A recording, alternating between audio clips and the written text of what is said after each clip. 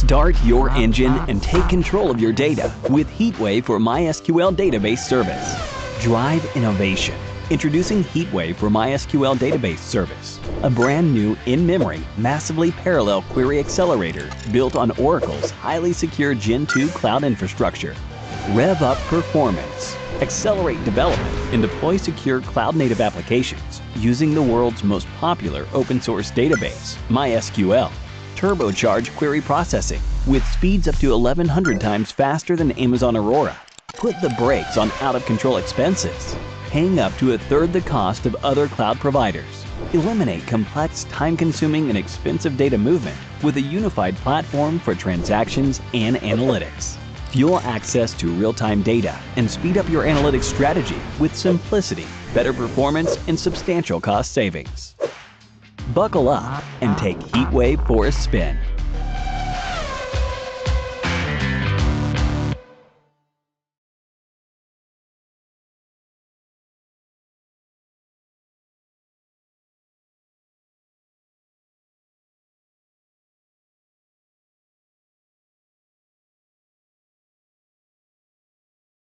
Welcome everyone. Thank you all for joining us for next 45 minutes packed with learning.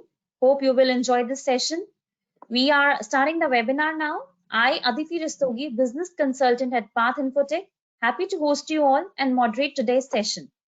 So Path Infotech is a technology-led solutions company offering digital transformation, foundational and sustenance services across industry domains.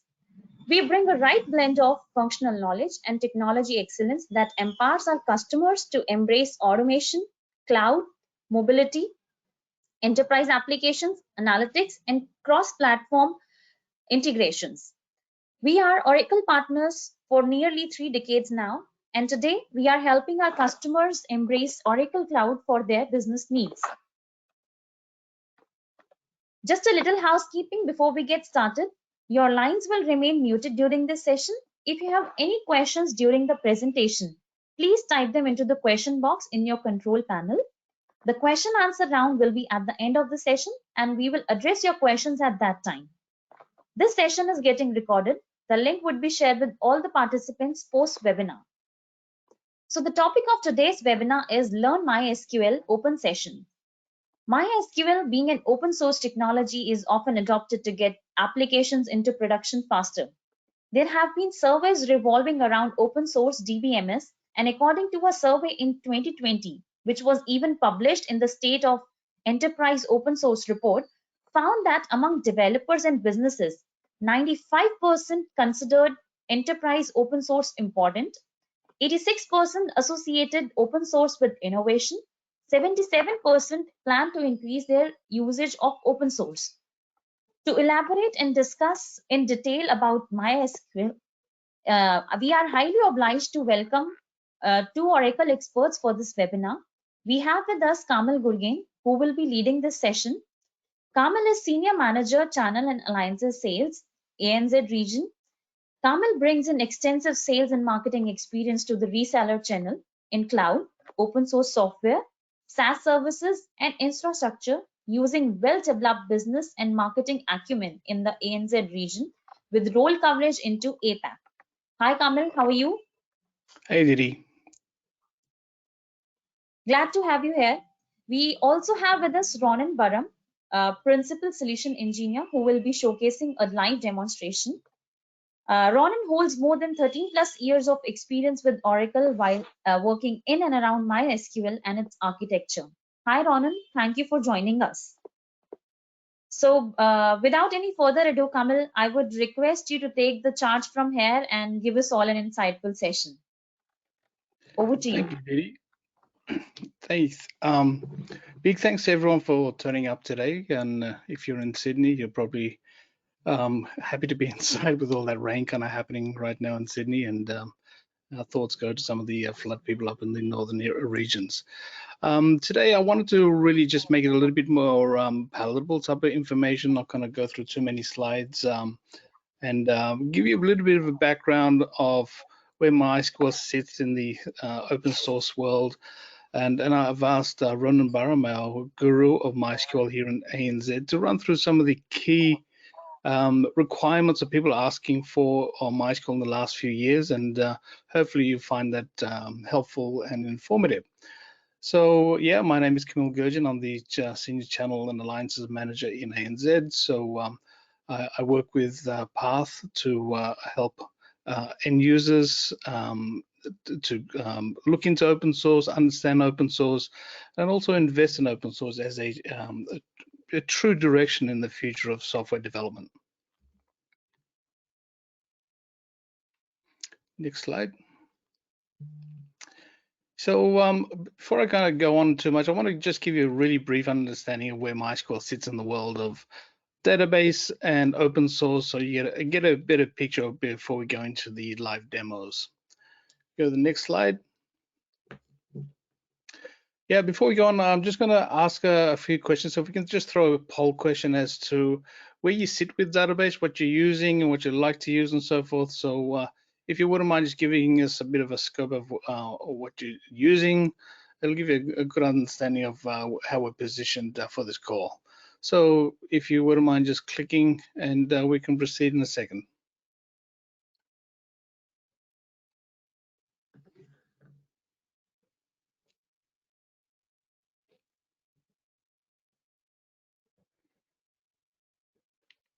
Okay.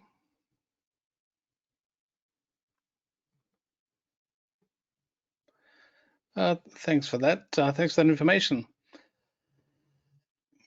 So let's go to the next slide. So MySQL, if you don't know, is the leading, most known, well-respected open source in the market. It's been around for quite some time. It kind of goes back to .com around the year 2000 as being the database of choice when people are looking for low-cost database they can use, develop something, ideas, and so forth. MySQL was their go-to. And you'll find many of the websites that you know today who are like the leaders in their category were developed, used, and probably still use MySQL as their core database for day-to-day use. This is a information from DB Engines, and if you don't know what DB Engine is, spend a bit of time, because this is one of the sites that I go to look at, understand where MySQL sits, and also it's nothing statistical. It really just measures sentiment of what you're inclined to do, what people are using, and so forth. And they rank MySQL just below Oracle as the preferred database globally. And over time, we've kind of, in some ways, every now and then go above Oracle as the preferred database in certain requirements. And we sit together with Oracle quite well. I mean, we're not the full stack of enterprise solutions and so forth. We do open source, and we do that exceptionally well. We're like the most general database you can have in the market. Probably not the best at everything. We're the most, I guess, the best at most things. So you can see here we're at second against some competition in the marketplace. So when you're looking for people, when you're looking for understanding of what should I do, it's going to be best for the future. It's best to go with what the market is kind of selecting for due reason. So going with MySQL, you can never go wrong. Next slide. This is another stat from Stack Overflow. Again, shows the most popular databases people have used in the recent times. So you can see, again, MySQL is leading the pack with 50% and above. And what they've used most in the last 12 months is an interesting one, where MySQL again leads. And in some ways, a lot of the work that was developed worked on some of the COVID databases here in Australia were actually worked on with MySQL. I know for that sure with New South Wales and Queensland definitely, and I'm sure they would be considering that in other areas as well. So a leading database in some of the most critical health needs currently. Thank you. So when it comes to, do you come across MySQL much in your day? I would say yes. I think in a day you would come across MySQL probably a dozen times a day, whether you're on social media, e-commerce, finance, manufacturing, tech. Just look at some of these brands. These brands trust MySQL, they rely on MySQL, they expect results and outcomes based on what they're looking for. So if you look at Facebook, probably the most globally known site in the world, that was developed again around .com era, and it still uses MySQL as their core for database for their application. Look at the others: Twitter, LinkedIn, WeChat, and I could give you probably 3 or 4 pages full of icons in social media, not like Twitter, Instagram, all these applications. Spotify is just using today, all use MySQL as their core database. E-commerce, there's Netflix, bookings.com, 2 billion transactions a day in the good years. Uber is a new one. So when it comes to disruptive companies, we have those as well because they consider us to be innovative for what they're looking for. Tech companies, you got some development organizations there. Zendesk, GitHub, HubSpot, again in the open source world, and finance. We are some of the leading database in finance and fintech globally. So you can see some of the brands here. I can tell you a lot of the most of the banks here use MySQL in some form or another for micro tasks. That's a key word, microtask, because I guess we're not looking to run a bank here. We're looking for things where, you know, companies need to do little tasks, take data from an ATM, move it to their internal systems, or do application development, website development. So there's a lot of little tasks that MySQL kind of fits in perfectly. Manufacturing, we got Tesla a little while ago as well, and that we're a core part of their delivery of information to their cars and backwards. So when they're getting updates, they use MySQL as part of that delivery. Thank you. So how fast is the database market growing? Here, this is a Gartner stat from last year that showed that the overall database revenue of in the market has grown 17%. This is, I guess, a bit of a give. As you know, data is growing, it needs to be managed, needs to be held, understood. What do we do with it? How do we back it up? How do we make sure that the uptime is happening? So database market is 65. Now, the interesting thing is the cloud portion of that is rated just around half of that is growing at 50% annually. So the cloud portion is definitely growing faster than the on-prem version, but there's definitely still need for on-premise. So we offer both solutions, on-premise on a subscription base, or on a cloud instance with our MDS and HeatWave solutions. So let's kick off our demo sessions. One of the first areas, so we selected 3 as being some of the key areas that people find interesting. Now, backup is one of the questions that we get all the time. What is the difference between community and enterprise? Why should I license? What are the gains that I get? So these are some of the core questions that come to us. So backup and community is very different to the license edition. I won't go into too many, I guess, explanation of that, but to say that you will save time, you'll be doing effectively, you'll be doing with much lower risk, and you're giving yourself more time to do other things. So backup on MySQL is not just as simple or the same as community. It's better, it's a proper application and delivers the results you're looking or expecting for. So I'm going to hand it now to Ronen to show us a backup demo to give you a bit better understanding. Ronen? Thanks, Kamil. And let me just choose the right screen. Here you go, this one. You're supposed to see my screen? Yep. Yes, we are. So yes. So what we're going to see now, and I did those demos. They are very short. They're running on real machines, and I'm trying to show just the basic things that some of our products can do. We're starting with backup. So for the backup, I already have this machine installed with MySQL, enterprise version, obviously. And we've got a database, and the database is, it's not big. It's about 1 gig, which is not big, but it's enough to show the differences between mainly time. So the one major difference between enterprise backup and MySQL dump, which is the community tool, is the time it takes you to backup and restore. And that's what I'm going to show you. The other things that are huge differences, and there's no way for me to show you in a demo, is consistency. So InnoDB MySQL dump cannot do, is not aware of transactions. So when you do the backup, it's not a hot backup. If you're writing through the backup to the database, your backup won't be consistent. while MySQL Enterprise Backup does a full consistent view, even if you are writing to the database while you are backing up, so you've got a full consistency. So with this, 1 gig database, let's run a backup with MySQL dump. So we run the command MySQL dump, and the database we are backing up is basically called Enron. It's part of the Enron dataset, which is a huge dataset of emails, belongs to the Enron company. It's an open dataset that I'm using for all sorts of tests. And I'll just use part of it just so I have some meat to show you. Otherwise, doing a backup on an empty server doesn't make any sense. And I'm zipping it, so it will be zipped while we are dumping this database, and we just dump it into a file. Let's run it, and since I'm running it with time, we'll see how much time it's overall took to back it up. From experience, it's going to take about 40 seconds. Let's see if I'm correct. Now, there's no way to make it quicker. The whole idea is to show you that it actually takes time, so there's no way for me to make it quicker. And that's one of the issues with larger databases. The time it will take to run a backup and restore is going to be huge, and it doesn't fit enterprise applications where you might not have problem when you're backing up on it, but when you're restoring, you need to restore as quick as possible. You cannot have hours and sometimes days of recovery.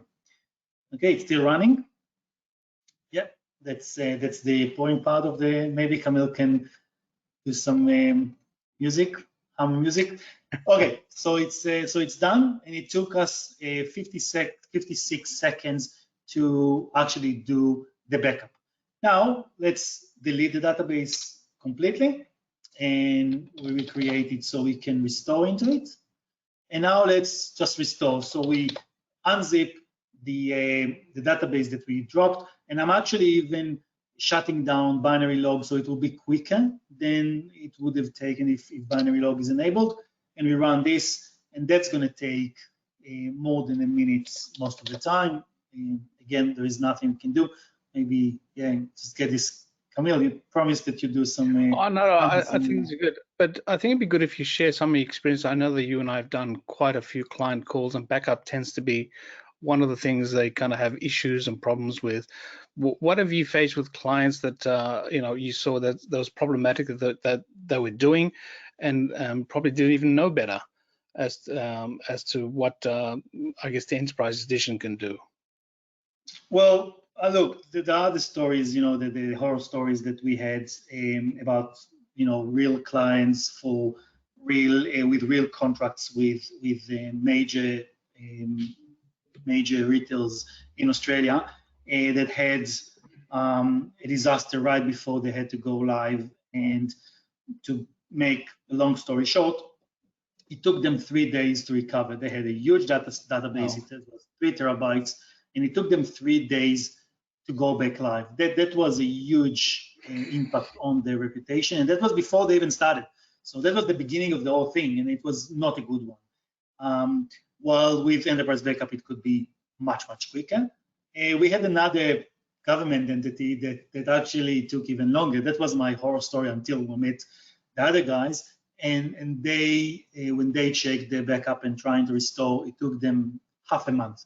So 16 days to recover. So it's crazy. It can be really, really long time to back and recover. And you cannot run your database without having a backup. Look, at the end of the day, we are trying to protect everything. We're trying to do everything smart and and have everything.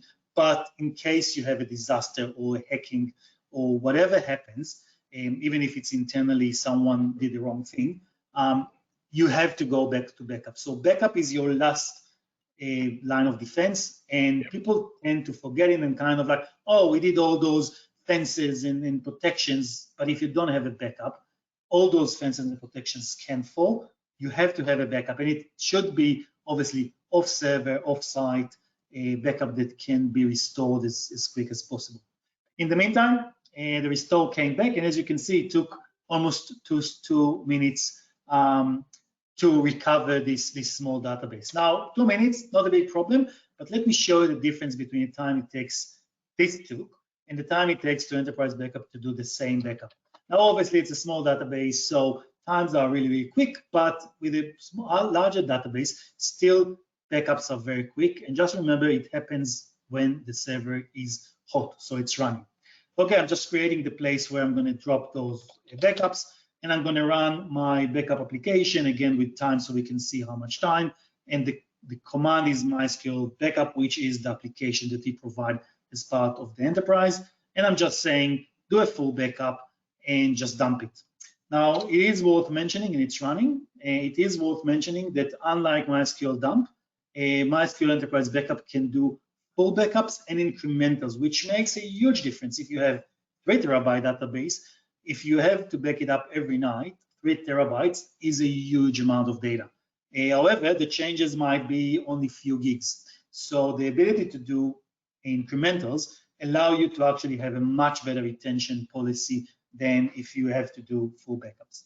Okay, so that was done. It took 6.5 seconds to backup. And now in order to restore, the only thing that you have to do when you're restoring is to stop the server, because you're basically copying back the files that you backed up. So I'm stopping the server. And in order to show you that it's a real disaster, I'm going to delete the old MySQL library. So basically, I just deleted everything I had, all the settings, all the binary logs, everything is gone.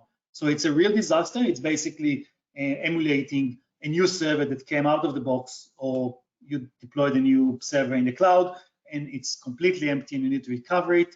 You just run the same application, MySQL backup, and basically say copy back, which is the recovery process. We're going to run it. It's going to run, and within 4 seconds we have recovery. So instead of 2 minutes, it took 4 seconds. Let's start the server and let's have a look if we actually have the tables, and here are the tables. They are back in place and the backup is complete. So that was the demo for backup. Back to you. Thanks, Ronen. Thank you. I hope this kind of shows you some of the benefits of backup within the license edition. So if you're using community, you're using the dump feature, I guess you would know the issues you're facing and so forth. So whether that's a risk, I hadn't asked Ronen questions of regarding, what problems could happen if you use dump, if things could happen, what happens to your backup. There's a lot of questions that you may want to ask later on regarding backup as it relates to you. Next slide. So firewall tends to be, again, one of our top 3 questions that we've been getting over the last little while. It directly, obviously, relates straight into security. Security is, if not number 1, it's number 2 in client concerns, especially with all the information that's happening in the world about, data being compromised, lost, blocked, and so forth. So a database security should be a huge concern. And hopefully you can see by some of the brands that use MySQL, the trust that these companies can give MySQL from their use and so forth. These are global organizations using MySQL because they trust MySQL because it's been around, it's tested, it works, it's supported by Oracle support premium level, so you get some immediate support on the product. You don't go through telephone people, you go straight to engineers who can immediately help you. So Ronen, would you mind just going through the firewall demo to show us how we set that up for our clients? Sure. Since we know that the attendees are actually missing my soothing voice and not yours, then sure, let's go back to me. It's okay, because so firewall, it's because you don't have a great microphone, but we'll talk about that later. Yeah, that's because you're supposed to send yours. Anyway, so anyway, we are back to our server. So the same server, but now we're going to play a bit with firewall. Now, the idea behind firewall is actually very simple, but very, very powerful. Now, firewall is part of our security suite. So we have few features within security. One of them is the firewall. Backup is considered part of security as well, by the way, because it is making you more secure in most of the times. But if you're talking about hacking and protecting your data, firewall is very strong. We've got enterprise encryption. We've got TDE, which is transparent data encryption, so data at rest, encrypting of data at rest. And we have masking plugin, which allows you to do masking and audit. So we've got suite of tools that are all concentrate on security. The one that we now going to show you is firewall, just because we don't have the time to show you all the rest. But if you are interested, by all means, come to us and we'll be happy to show you the rest of the tools. So what is the idea behind firewall? Let's just show you instead of talking about it. So the first thing I'm doing, I'm basically installing the firewall, which is just an SQL script that you run once on an enterprise server, and it will basically run the firewall. So if we now look at the firewall mode, we can see that the firewall is currently on, so it's installed and it is working. Now, what the firewall does is basically it creates a whitelist of allowed queries, and then it will either protect from those queries, so stop queries that are outside of this whitelist, or at least let you know that queries that are out of the whitelist has been invoked on the server. So let me show you how it works. The first thing I'm doing, that's going to be our admin user. The lower part is going to be our user or application user. So the idea is that the admin is not bound by the firewall. You can bound the admin as well, or the root user. But in our case, we kind of saying the root user knows what he's doing and there is no firewall, but the application, which is most of the time the vector of attack, is under or is going to be under the protection of the firewall. The first thing I'm doing, I'm creating a new user. It's going to be called firewall user, FW user, and it's going to have an access to a database called Sakila. It's one of our testing and demonstration databases. Never mind what it is, we don't care. It's just a database. So what's in the database is not important. The queries in themselves are not important. What's important is what's happening. And we are basically calling the firewall and telling the firewall that it's now going to be in recording mode for this user. So the firewall has a whitelist per user. So each user in your system can have a different firewall and different whitelist for different queries that they can create a database. So if you have two databases belong to two different applications, each one of them can have a completely different whitelist, which makes sense. You know, it's different application, different databases. Now, we don't want to somehow type all those queries. So the idea is that we put the firewall in recording mode, and now the firewall basically listen to everything that the user, FW user, is querying the database, and we record it inside. You'll see in a second what I mean. So let's log in to firewall user. So this is now in here. Yeah, here you go. We are logged in as the user firewall user.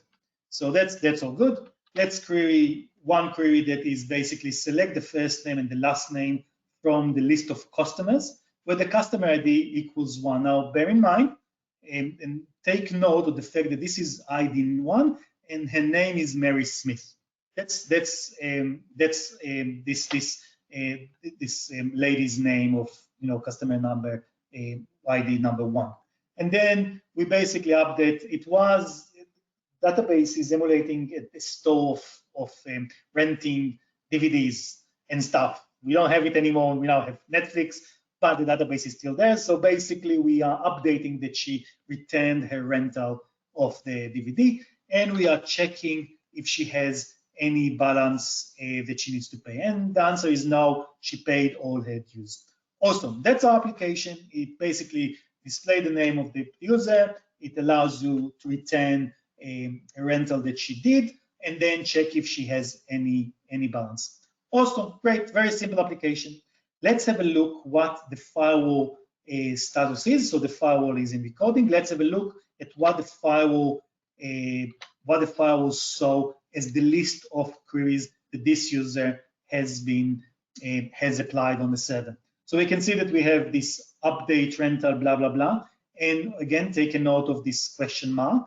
So it's not saying rental ID 1, and it's not saying customer ID 1. It's saying it's automatically recognized that you're probably not going to ask every time about customer ID number 1.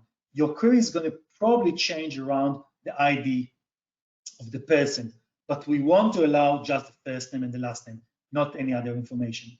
We also get this show version and show schemas and show tables, which we haven't done. So we haven't queried any of those.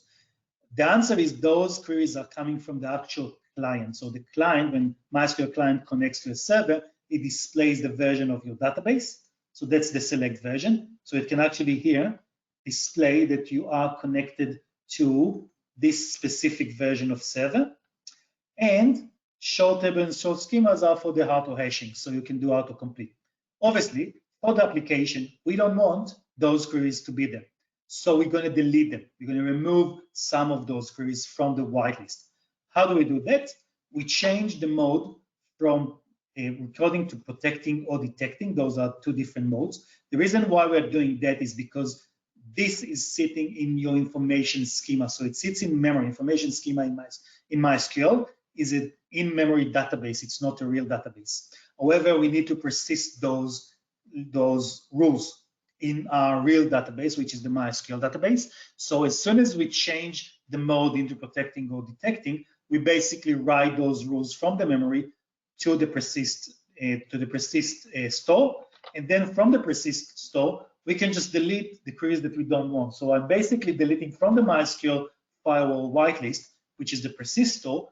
I am deleting the rule of show database, show tables, and I'm deleting the one that says show schemas. I don't want those to be allowed rules for this user. Now, if we look at the, now what I'm doing, I'm basically calling or reloading the list of rules from the persist store into memory. So it will be saved with the new rules. So it's basically deleting everything that was in memory and reloading it from the persist store. And if we now look at our information schema firewall rules, we see that we are missing those that we don't want. I don't care about the version. That's fine. There is no sensitive information there. You can obviously remove this if you want as well. And if we're checking what is the current mode of the firewall for this user, it's going back to off. So as soon as we do reload, the firewall goes back into off. So we want to change it back into protecting. So now the mode for this user is protecting. What is protecting mode? You're going to see.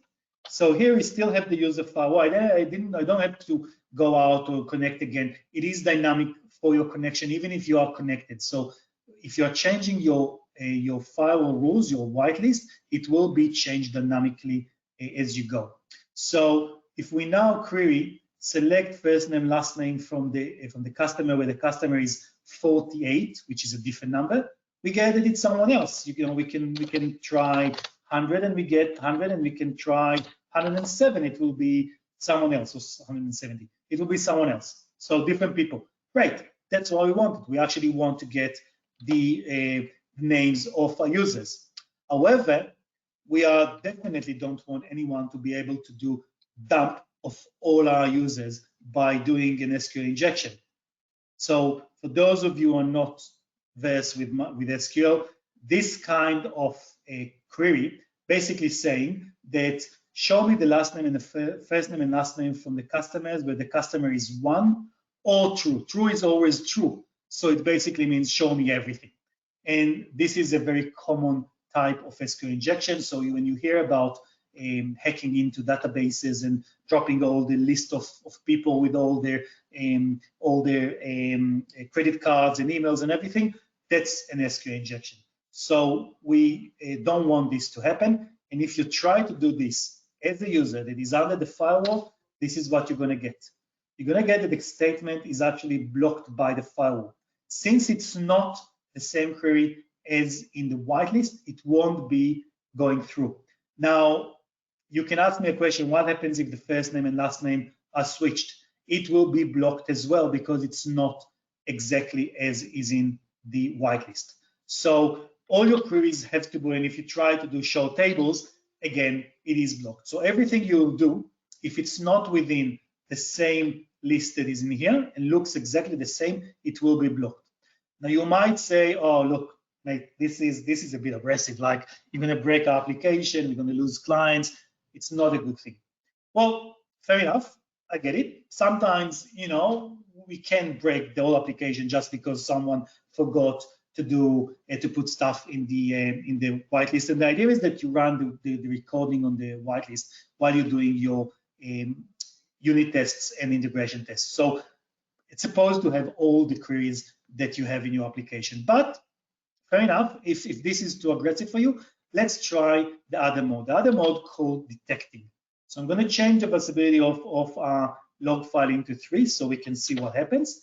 And we're going to change the mode into detecting. So it's the same whitelist, it's just a different mode of the firewall. And let's try those queries that we tried before. So let's do the dump of everyone, the SQL injection, and as expected, here's the list of all the users. So we got all the 600 users with all their details out there. We can even do, select star. We can do everything we want now, and everything will just go through. So we have all the emails. We've got everything. Not good. Okay, this is not what we wanted. So where's the firewall in there? If we look now at the variables in the firewall, we can see that we have a list of what happened since we started, and we can see that we have suspicious of 2 queries. Now you ask yourself, okay, that's not really helpful. What are they? It's in the log. The plugin, the firewall plugin, will actually record all those who are out of the whitelist and say this is a suspicious statement. And the reason is it's not in the whitelist, and will give you the actual query. So you can see the query that was running, and so you can do some analysis and postmortem of what happened, and with the ability to use the audit plugin, you can better see who did it, when, and everything else. So that's for firewall. Back to you, Kamil. Thank you, Ronen. Geez, I learned a lot. Also, remember that, this is quite technical stuff. If you don't have people that know or how to configure this, obviously a Path Infotech would be here to assist if you need help to set these things up. Our next and last is high availability or cluster sets. This was probably about 2 years ago, the #1 request of what customers were looking for. How do I make sure that my data is up and running? If something happens, how do I know it's going to be up running quickly? And how secure is that was part of that. But uptime was definitely a key request from almost all accounts and part of their 1-2 requirements from MySQL. So I know Ronen's got a great demo for this. So Ronen, to save time, I'm just going to hand it straight back to you for the high availability demo. Sure. Okay. So this is going to be, it's actually HA on steroids. And the reason it's HA on steroids is because it is showing you both I won't say new, it's not even newish, it's already about 3 years or 4 years that since we launched it, but that's the InnoDB cluster. So InnoDB cluster is a HA solution for your data center. So it's a local HA solution with the ability to do synchronized replication. So basically, if you know MySQL, it's replication, but much better, with the ability to do synchronized replication and automatic failover. And with the addition of a MySQL router, your application doesn't even need to know what's going on. It's all happening in the background. So that's InnoDB cluster. But lately, about 2 months ago, we actually took it to the next level and allowed to do what we call cluster set. Cluster set is the ability to have 2 clusters sitting in different data centers, replicate automatically between themselves, and router knows about them and be able to move the traffic to the right cluster where things are, with the ability to do automatic failover and management. And everything is done with MySQL shell, which is again a newish kind of thing of administration. So I'm going to show you how I'm going to deploy 2 clusters on 2 data centers, one in Melbourne, one in Sydney, 3 machines in each, and how can I basically transfer the traffic from one data center to the other, and the application knows nothing. Now, since I'm doing everything very simple, it is all going to be in shell, in bash. So the application is actually a bash application, not even a smart application. It's a very, very stupid application. There is no connectors, smart connectors or anything. It's all going through the router. Cool. So those machines, one in Melbourne, one in Sydney, well, it's not those two.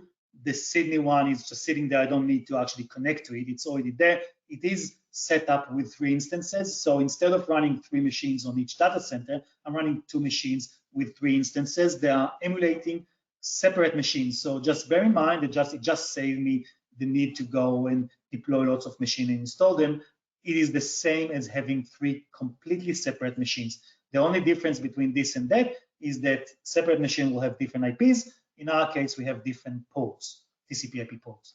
So that's the only thing that is differentiated between this and my setup and 6 different machines. Now I connected to, I issued or launched a MySQL shell, and with MySQL shell, if you don't know what it is, you just Google it. It's a new tool that basically replaces the MySQL console. It speaks 3 languages: JavaScript, Python, and SQL. Currently, we are in the JavaScript notation, so we speak JavaScript, and it has those sorts of tools and functionality in it. One of the functions that I'm going to use to start the whole thing is basically, and just bear in mind, I just install the servers and set up passwords. That's it. They are completely separate machine that started from 0. They are not part of any cluster. They don't know that they're going to be part of a cluster. They are just machines that's sitting there and waiting for me to basically hook them up or join them into a cluster. So the first thing I'm going to do, I'm going to run a method or a class that check if the machine itself is ready to be a cluster. So this basically connects to the machine and check all sorts of stuff, and if it needs to change the stuff, specific stuff, it will. So if we run it, it says, and I'm running it very quickly, and I told the tool to restart after it's done changing stuff, because it needs to restart the instance so the changes will take effect. It says, look, everything is good apart from those 4 things. I need to change them, and it did change them, and it said, I'm going to restart the server, and the server is restarted.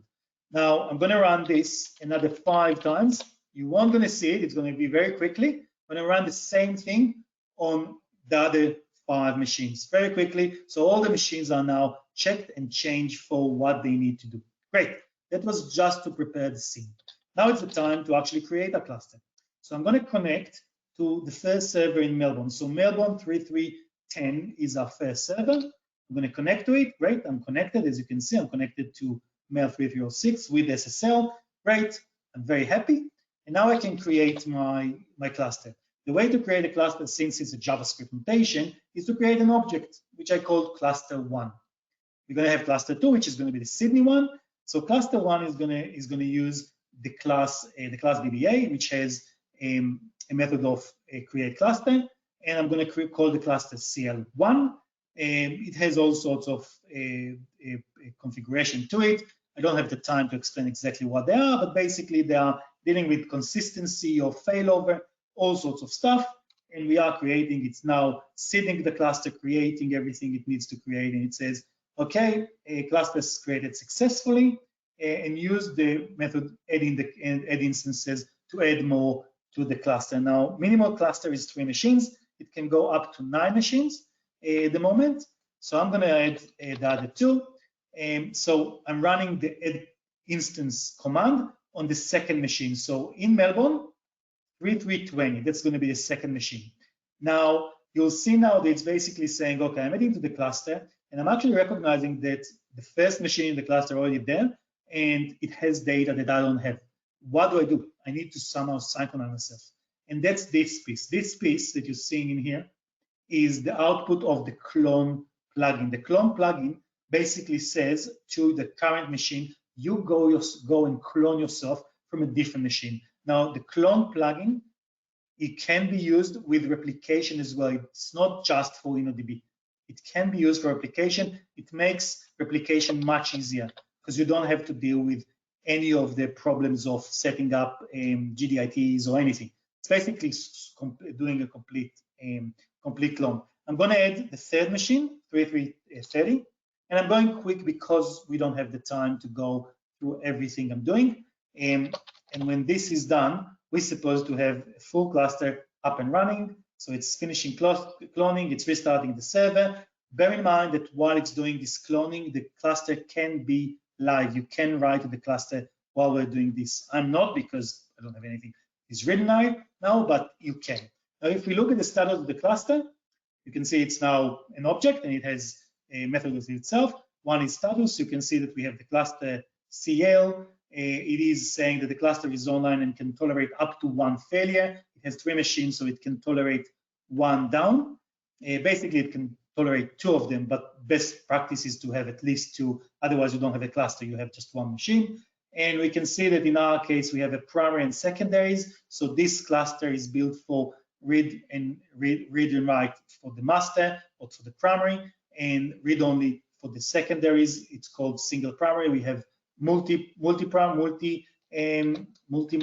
primaries, but we offer not to use it from different reasons.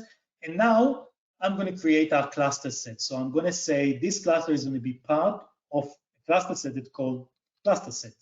Okay, and it says, cool, okay, well, it is a part, but you have to add more clusters. So I'm going to get another object that's called the set, which is the cluster set. And I'm going to say, please create for me in Sydney on 3310, please create a different cluster called CL2 and make it as a replica of our current cluster. And it does, and it asks, how do you want me to transfer the data? The clone is the default, and I'll tell it to do the clone. Clone is much quicker than anything else. And if you had cluster full of data, it will just take a bit more time to transfer this data. But when it's done, and the cluster in Sydney is initiated, but it has just 1 machine. Let's add the other 2. So we connect to the machine in Sydney. Great, we are now connected to Sydney, and we're going to create an object that's called cluster2, which is the cluster in Sydney, and we're going to do the add instances that we did before for Sydney. So now we are basically cloning and creating Sydney clusters. So we clone from the primary in Sydney into the secondaries in Sydney to complete the full set. Let's do it for the third one. So Sydney 3330. Cool, let's do it. And when we're done, we're supposed to have Sydney cluster up and running as a standalone cluster as well. It's supposed to be up and running. Let's make sure.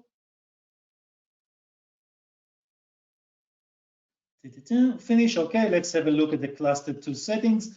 It's called CL2. It sits in Sydney. This is the primary, blah, blah, blah. We have the other machines. All good. Great. Let's have a look what is the status of our cluster set. Our cluster set is now saying that we have CL1, that is the primary cluster, and it sits in Melbourne. And we have CL2, which is the replica of the main cluster, and it sits in Sydney. Great, all good. Now it's the time to actually deploy router and tell router, okay, go and have a look what is the clusters that are in my environment. So I'm basically saying to MySQL cluster, do a bootstrap, connect to one of those servers and read what the old topology is. And so it does. It asks what the password is. It reads all the information, all the topology, and it says, I actually find out that we have a cluster set, and I set things accordingly. You now have two ports, 2 TCP/IP ports to connect to in order to reach those machines. So your application is not connecting straight into the machines. They are connecting through the router, ignore this one for the moment. We are using this, the MySQL Classic protocol. We are connecting to 6446 and for read and write. And for read only, we connect to 6447. Awesome. Okay, let's copy this configuration and start the router. Okay, the router is running. Great. So now it's time to run our application. Now, as I said, our application is a complete bash script. No Python, nothing. It's really, really stupid. If we look at the settings, you can see that it's connecting to the local host. For write port, it connects to 6646, N244 blah, and connect with these credentials. That's great. Let's run the demo. So that's the demo. Now, what are we seeing here? We're seeing, the application is writing into the main server. So the write server is currently Melbourne 3310, and the read servers. So I am actually connecting to the different. I'm writing on one server, and I'm then reading from the read-only ports.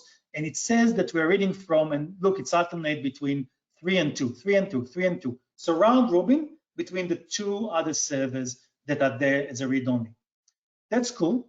Cool. That looks quite nice. We'll let this run and connect to the shell from here into the cluster.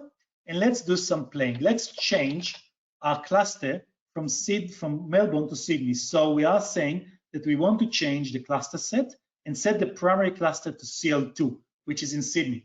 Let's see what happens. It does that. You can see that there was a short time that the cluster was holding itself because it needed to maintain consistency. But then you now see that the main server is Sydney 310, and this is alternating between Sydney 3 and 2. Now, in my application, my setup of router, I decided that I'm always connecting to the main cluster set read and writes. You can set up different rules that says, I want to always read from my own closed cluster. Even if it's not the primary one, I'm happy to read from it because I'm not too concerned about consistency. I can read a bit of a stale data. If it takes 2 or 3 minutes for the data to come from Melbourne, that's fine. I'm live with it. But I want it to be very quick, and so read from my local cluster. Or in my case, I'm saying, look, I want always to read from the active cluster.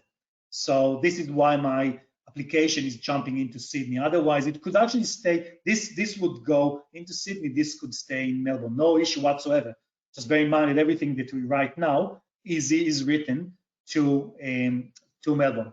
Okay, let's get it back to Melbourne. Okay, cool. Yeah, it thinks a bit.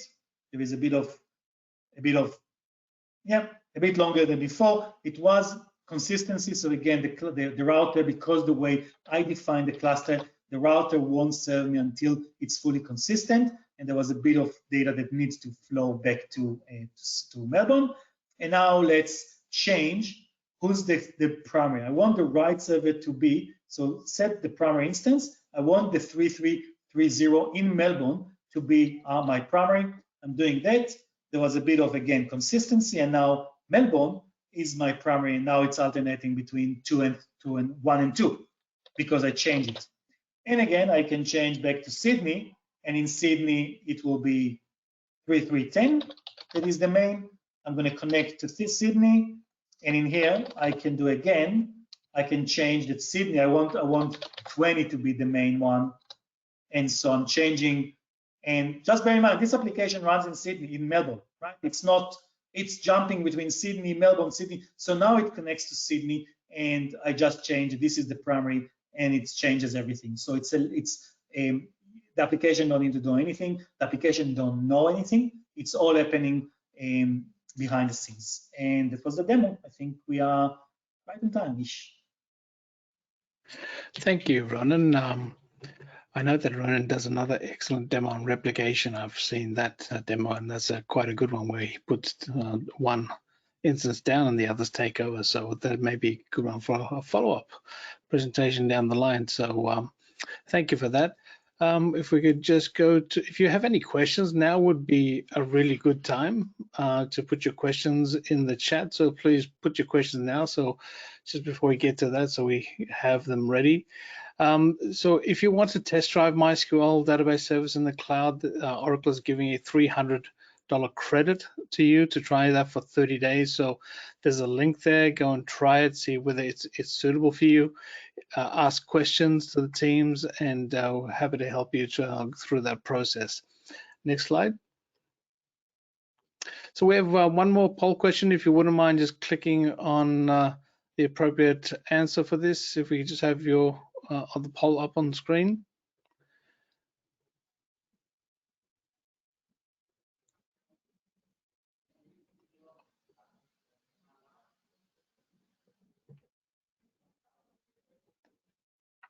Okay, if you could just click on that, it would be greatly appreciated.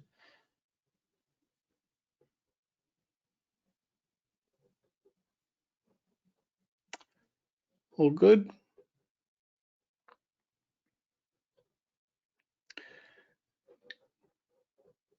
Okay, let's go into Q&A. Please put your questions in the questions, and I can read them out to Ronen. Type away. I can't see any at the moment. We have 4 minutes, so please type your questions in right now. Tick, tick, tick. Thank you, Kamil and Ronen, for such a wonderful session. So, Kamil, I could see one of the questions that is being asked by Stephen Lee. And the question is, just curious why the firewall log doesn't log the custom data, but the question mark. So why the firewall is not logging the actual ID of the user? That was the question? So the question is, Ronen, just curious why the firewall log doesn't log the custom data, but the question mark. Oh, well, that's actually, it's a feature that is built because most of the time your queries will be different between, so it won't be exactly the same query. You're not going to always look for a certain client. You're going to look for different clients. So the firewall is using what we call the digest engine to try and recognize what will be your variables, what will change between the queries, because otherwise you'll have to run your application to fit any existing client that you will ever have. Otherwise, they'll be locked. So you can change it if you need to. You go and you just edit the query in the database of the whitelist, and you change it to a specific value instead of the question mark. But the question mark allows you to have this flexibility of having a rule that is safe enough. So I can ask about different clients, but not just a specific client, but it's not allowing a hacker unless you just go one by one all the numbers. And again, for us, 600 users might be small, but if it's a big amount of users, it will take time to dump all the database one by one. Most of the time, hackers are looking for ways to dump in one go because they are on borrowed time. They know that at some point someone will recognize that they're in. They try to minimize the time they are inside a specific system. So it's just a layer of protection. Stephen, I hope that answers your question. If you still have any queries, you can maybe try to, put up a question again. Ronen, we have our next question from Matthew, and the question is there an option of hybrid deployment with MySQL product? Hybrid, I would assume we're talking about on-premise and cloud, and the answer is completely yes. The whole idea of the Oracle Cloud and MDS or MySQL database service is it is built on MySQL, the same MySQL that you deploy on your own laptop. So there's no difference. It's completely compatible. So you can definitely deploy on-premise and replicate into the cloud or outside of the cloud easily. So yes, the answer is easy. Not only you can, we actually have lots of clients that are doing exactly that. Okay, thanks, Ronen. I hope, Matthew, that answers your question. We have one next question from Rebecca, and she wants to know how to take a backup of MySQL databases locally for specific compliance requirements. So the backup is basically it has an interface with SPS, NMB, SBM. I can't remember the actual. I think Kamil will know. He used to work for Commvault, so he knows the name of the interface. But it's a standard interface to a backup solutions. So you can backup straight into a backup solution. In my case, I save the file locally. Obviously, it's not a backup if it's saved locally. The idea is that you can back it up to a different mount point or a different place, or your backup application will go and fetch it from the local place, or you just immediately hook it up to a backup storage. So yeah, it goes straight in there. in regards to encryption, you can encrypt the backups as they go out, obviously. And then that's basically, I believe, the compliance that you would need around it, the ability to, save it offsite or off server, and the ability to encrypt. It also leaves or know how to back up TDE files. So if they are encrypted by the transferable can't say it, the TDE, if it's encrypted, it will still be backed up by the application, obviously. Thank you, Ronen. I hope that answers your question. So this is all the time that we had for the question answer round. We will address the remaining questions one-on-one post this webinar. If you have any questions, you can forward it on the email ID that is flashing on your screens right now. It's aditi.rastogi@pathinfotech.com, and we would be answering the questions to you. With that, we end this session. Thank you. Thank you, Kamil and Ronen, for being here. Thank you, everyone, for taking the time and joining us. We appreciate you being here. We will see you next time. Thank you. Thanks, everyone. Thank you.